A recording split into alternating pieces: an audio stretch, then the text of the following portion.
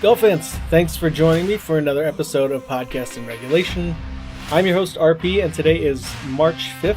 It's Wednesday, so we have a lot of events that we can pick and choose from this week. But before we get into that, I hope everyone's weekend was amazing. Hope it was profitable. Hope the records were in your favor. They were certainly in mine, but you wouldn't see that so much by the payout, but we'll get to that in a second. Thank you to anyone and everyone who's subscribed and downloaded, reached out through email or any of the streams. You can follow me on Instagram and Twitter at Pod in Regulation. You can follow the Facebook fan page, Podcast in Regulation, and the email is podcastinregulation@gmail.com. So before we jump into that, I'm just letting you know I will not be betting on every possible event this week. We have collegiate, I believe I've seen, definitely champions, and then we have a live golf event. We have two PGA events, the API as well as the Puerto Rico Open, and then we have the DP World Tour side with the Joburg co-sanctioned event with the Sunshine Tour. And then, of course, what I'll probably be watching a lot of is the LPGA Blue Bay. But with all those, I'm probably going to pick and choose. You'll see a smattering of bets throughout, but you're not going to see a concentration, even on the LPGA side, which I usually do, mainly because when we do get to it, I've looked through a couple different sites, and right now, as far as it goes, you can only bet on winners and prop bets, and then all the way to the top 10. So no top 20 bets this week on the LPGA Tour side. So let's just run through all of the bets from this weekend. We will start with the Cognizant. Had the top 40 pick for Daniel Berger. That was a big hit at minus 175. That was a very well weighted bet for me, and it did pay out 44.79. I don't know what happened. He started off scorching hot and for the most part maintained it on day 2, but 70 and 72, just pretty rough to finish it on the last 2 days. I'm pretty sure the 72, if anything, was a byproduct of him trying to press a little more after not shooting as low in round 3. But it's all good. We did earn some points. One thing I will mention along with Daniel Berger is the fact that he was our one and done pick. I will probably put some, calculations on the side and update you on where I stand with points/money, and then you can kind of compare it throughout the course of the year. I'll try to do it live every week, but just thinking about this now, it was something that I wanted to do and completely forgot. It's kind of in a footnote, but I'll do the math. We'll track everyone who I've picked up to this point and give you kind of a live update, and then we'll monitor it and keep up with it from there. Just to let you know, he did score 73,272 points, or that was his payday this week. So it helped, tacked on a little bit for my one and done /office pool, but I was hoping to make a bigger splash considering the way he started out. But oh well. And then pick a top 30 for Nicolai Højgaard. That was a win. It was a plus 150, so the payout on that was 43.13. I hit the Alex Smalley with the T18. It was a plus 240 bet and did really well. Finished 12 under. The biggest one was his opening round 70. That kind of hurt him. Probably could have ended up in the top 10 had he gone just one stroke lower, based on how this was kind of playing out. The payout on Alex Smalley was $18.70. Missed the Denny McCarthy. Nothing spectacular about his entire round or rounds. He was T52 at 7 under, and that kind of brings it up for the Cognizant. Let's jump into the Investec South Africa Open. So this is where I unintentionally had a majority of my bets. Quite a few in the top 40. Now keep in mind, unfortunately the last day was rained out. It was pretty much flooded. They had gotten some heavy rains prior to, and in those practice rounds, if you saw any of those highlights, these guys were walking through and wading in some really high water on some of the low points of the golf course, and they just didn't find it conducive to continue play, and they just kind of called it. I shouldn't say they just called it.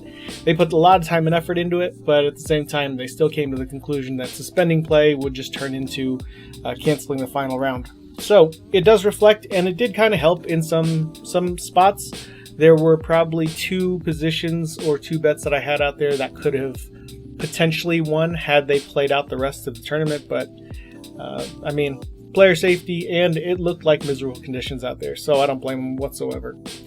The 4 picks I had for the top 40, we had Hao Tong Lee. That hit. He finished in 16th at 8 under. Payout on that was 13.17. He was minus 143 at that spot. And then JC Ritchie at plus 105 finished solo 33rd at 6 under, and payout was $9.23. Jean Hugo, that was a miss. He was even par, or finished even par. He was 63rd, and we just no money there. Jacques Blau, or Jacques Blau, plus 200, finished 16th at 8 under, and that was a nice little payout, $15.75. Top 30 pick ended up missing and losing in the playoff, although he did play well overall. Laurie Cantor, been a name on our, not just our radar, but someone we've gambled on quite a bit this year, and he looks to pretty much continue everything that he started. Good momentum, and he's been able to maintain. It was a minus 160 for that top 30 finish. He finishes solo second at minus 14, and he was a $25.59 payout. Now on to the 2 top 10s in this tournament. Daniel Von Tonder missed the cut completely, went 76, but then 65 on the final day. So certainly showed that he could, but that first day was a disaster. I didn't get to see any of those highlights for him on day 1, so I'm not exactly sure what happened. So finishes minus 3, misses the cut. Sean Norris, somebody that has popped up on the leaderboard probably through the last 4 or 5 weeks, and finally decided to include him in a bet, and it paid off. Finished 9th at 10 under, and just good all-around score, 66, 64. Now the 76 on the last day, this is where the tournament and calling it probably saved us, because who knows what that could have turned into on a final day. The payout for him was $30 even. And then I missed the 2 top 5 picks that I threw out there. John Perry, plus 600. He finishes 25th. Not a bad showing, although kind of the same trend as Sean Norris. First 2 days, 66, 69, and then day 3 was a 74. So escalating scores, not very inspiring. So maybe that last day might have been all for the better. And Dean Burmester was the other one at a plus 275. I thought that was a pretty decent bet, but he never really went as low as some of these other guys in those first 2 days. He finishes 37th at 5 under. He started 69, 67, but then third day, again, just another high score. Some of that front did come in, so it certainly could have affected them, at least in terms of putting in around the green. But overall, all those scores did go up, and that probably was a big reason why they thought there just was no reason to keep these players out there and keep them going. And then moving into the HSBC Women's World Championship, this is where I was really happy on, I'd say, mid-Saturday. There were a total of there were 7 bets out there. And for sure, if the tournament had ended similar to what happened to the DP World Tour that day, I would have been on 6 out of 7. But some of our girls just kind of fell down the leaderboard. And, you know, like I said, never blame them for trying to make a move. But I'm pretty sure that's what happened with at least one. A couple of the other ones just kind of fell flat, kind of plateaued in terms of their tournament. But the top 20, we missed both of those.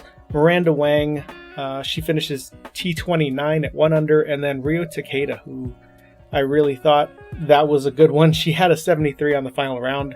Also, the first round didn't help. She goes 75, 70, 68, and 73. So, bookended some really high scores. Obviously, that day 1 is the one that kind of stuck with me. I was like, well, you're not coming back from that. And then she shoots the next 2 days and puts her right back in the top 20, and then she knocks herself back out. So that was just kind of a roller coaster ride to watch the entire time.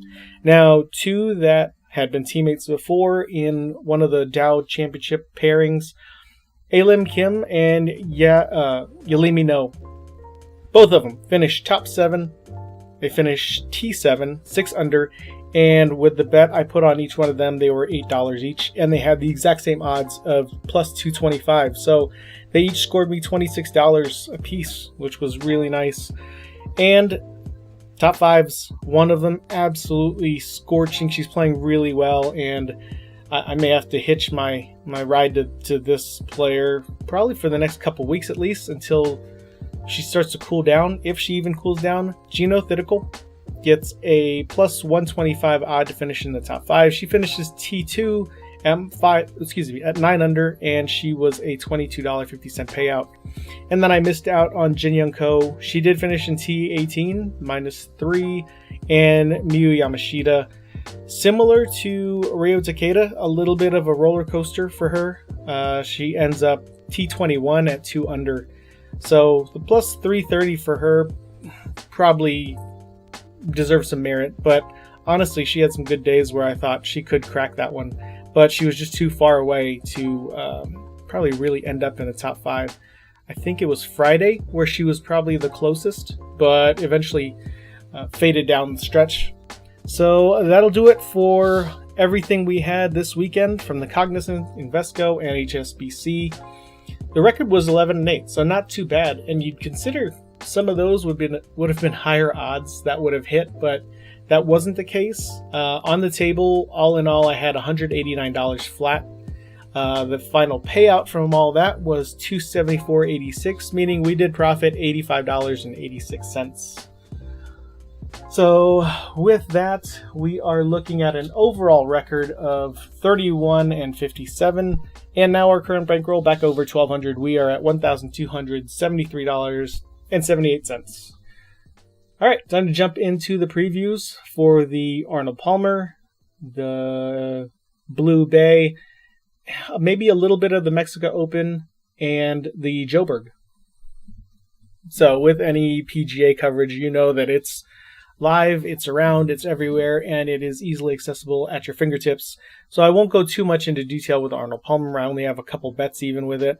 A great tournament, fantastic to watch, and I certainly will take in quite a bit of it this weekend, but probably more of the Blue Bay, as long as it's within a fairly decent time of me having to go to sleep. Xander makes his debut, and he is definitely someone I'm looking at betting on, if not one of the probably handful of things I'll bet on in the Arnold Palmer. Jumping into faves and fades, look, I'm not going to go into course detail. You can find that everywhere. So if anything, one thing that I'll mention, you're looking at a place that is fantastic to play. It's long, it can play tough, and it can be very penalizing depending on even if you're short or long. Sometimes there isn't really that margin of I can outrun a fairway a little bit or I can short it. There are some choke points, there are some dog legs where there is a set stack or set of numbers of certain holes where they've done the math. I certainly didn't do it, and it's pretty much looking at specific holes, and 50% of the players are going to hit the fairway. So that's going to be low to begin with. So at that point, your advantage is distance. As long as you're not completely spraying it offline, you can outrun a couple of these fairways, get out of the rough. That's probably a bigger part, is knowing how to get up and down from some of this thicker stuff on the sides. So faves and fades, we are favoriting Xander coming back. Now that is conditional. I am only looking at him and betting on him if it is a top 30, top 40 bet. I very much believe that he wouldn't be playing in a tournament just to knock off rust and to see where he's at in his game. I think it's a culmination of that. Plus, he probably feels good enough to play right now. The biggest part of that is I think the odds of top 30/top 40, wherever you decide to take him, if you put him in that position, these are going to be the highest odds for him that we've seen in a while, because most of the time they're -3 whatever, minus almost approaching 4. We're probably going to catch him at 280. It hasn't moved since I've opened up the sheet or the website. So if it stays there, that's probably where I'm going to go. Excited to see him play again. And then the other favorites are going Daniel Berger, Shane Lowry, Keegan Bradley. Tommy Fleetwood, I am very curious to see where he falls in the range of DFS. I have not done a DFS lineup in a couple weeks, and I'm not sure if I'm going to do it here because of all the things that I can already bet on. And then last but not least, for the favorite list, we're going Ludwig Åberg. Fades. It's a pretty short one, mainly track history and where I am a little concerned with their current form and their game. Collin Morikawa always playing well, just a little concerned about, one, the salary projection and where he'll be, as well as is it worth it at that point? Not only from a DFS standpoint, but also from office pool. I don't know if he's going to be a big name that a lot of people are going to be taking, nor do I think that the odds are in any great position. You'll probably be sweating a top 5 or top 10, but you could probably make some money anything lower. Problem is, you're going to have to put down a lot. So yeah, on a tournament that is really demanding for moderate accuracy, you're really looking at guys who can probably get it down there the furthest, but not completely pray and spray. So if that's the criteria, I mean, you have so many to choose from this weekend. I'm not going to get into a lot of those bets. Like I said, this is probably going to be the smaller part of the bets. If anything, Ludwig Åberg I'm taking as my enhanced win at plus 1400, and I am taking him as my one and done office pool pick. I haven't done it yet this year. Missed out on that opportunity 2 weeks ago. I won't miss out on him here. I think he's in great shape, and he's finding just a model of consistency to follow week after week. So I'm trusting him, or entrusting him with my pick this week. And then going back, I think I'm going to lock this in. I don't know if it'll change anymore, but I'll just err on the side of caution. I am going to take Xander Schauffele top 30 at minus 280. But that does it for all the coverage and anything I'm going to be gambling on for the Arnold Palmer. So for the split on the PGA, the Puerto Rico Open is the other one.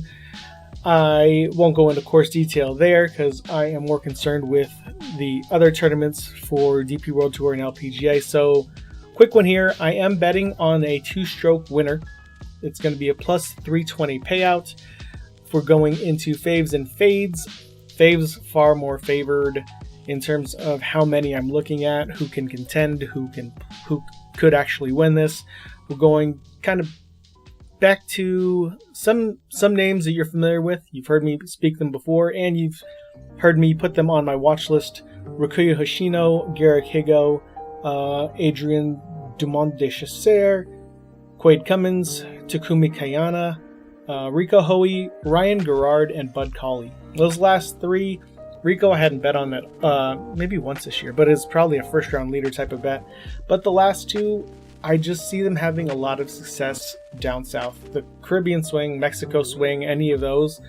I just feel like those types of tournaments can be really receptive and, you know, give players that opportunity to really go low for a few days. And then fades, I'm putting in Nicholas Norgard, Matthew Jordan, Matt Wallace, and Antoine Rosner. So going from that, I'm just going to tell you where my bets are right now. I think Adrian Dumont de Chasser is due for a win. He's a plus 4,000. I'm also going to put him in a top 10 bet, and even that is a plus 425. That should be pretty solid for a guy that we've been tracking, someone we've watched, and just someone who looks to be not only in good form, but catching him on the way up. And then in terms of positions, I'm taking Takumi Kanaya in the top 30. He's a plus 115, and then going back to the well with Quade Cummins as a top 30 also. And similar, plus 115 for the odds on him. All right, coming up to the Joburg.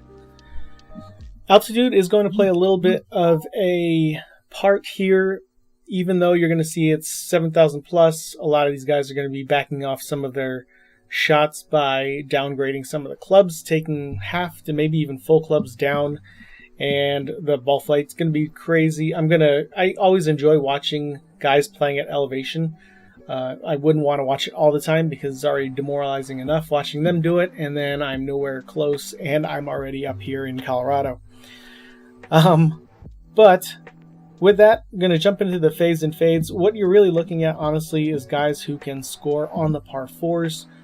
Strong scoring on par fours are extremely needed when you're looking at some of the strokes gained for what this course demands, as well as previous winners. You look at what they've done, and that's kind of where they've done their damage. They've been able to temper par 5s, if not absolutely dominate them, but if anything, it's the par 4 scoring that should be that deciding factor. And I think looking at that, usually you're looking at guys who eat up par 5s. I think it's really the elevation that makes these par 4s your chance to really make a mark.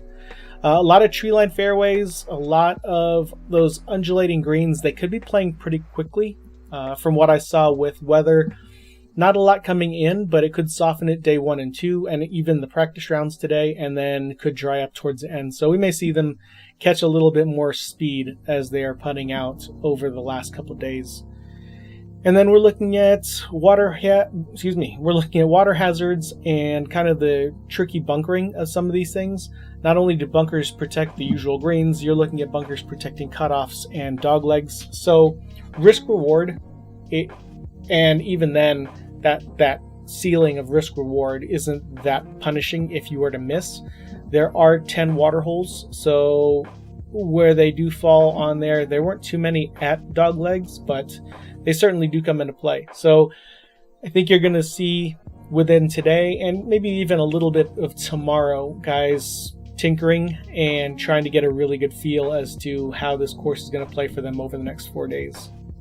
So big drivers, you certainly do have an advantage, but approach to green, you're going to have to get your number right at that point. Undulating greens, got to miss on the right side.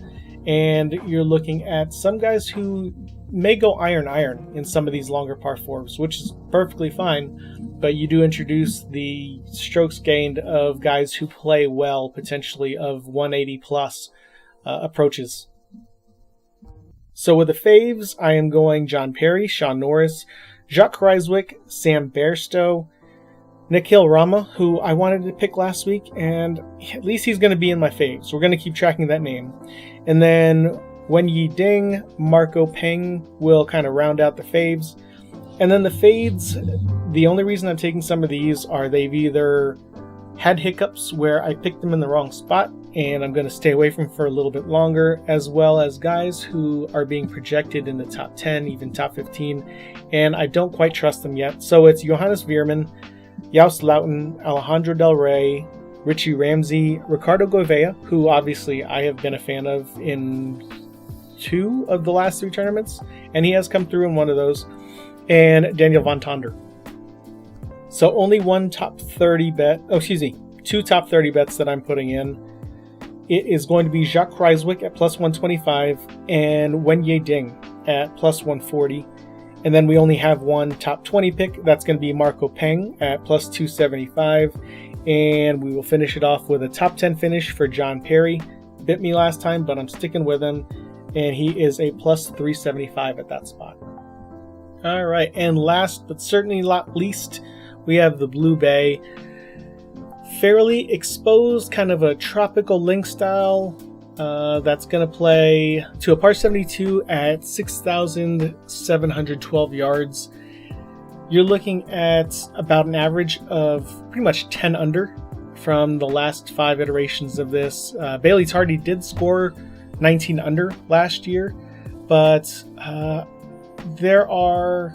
You talk about risk reward. It's pretty generous in terms of the fairways, but it's the sandy waste that kind of can get you in trouble, along with some of the palm trees right at some of the dog legs. And I think if anything, those 2 will be the obstacles more than the rough, more than some of the bunkers. The bunkers are going to be pretty steep coming at you. So I don't know. I don't remember last year how too many of these players had driven into it.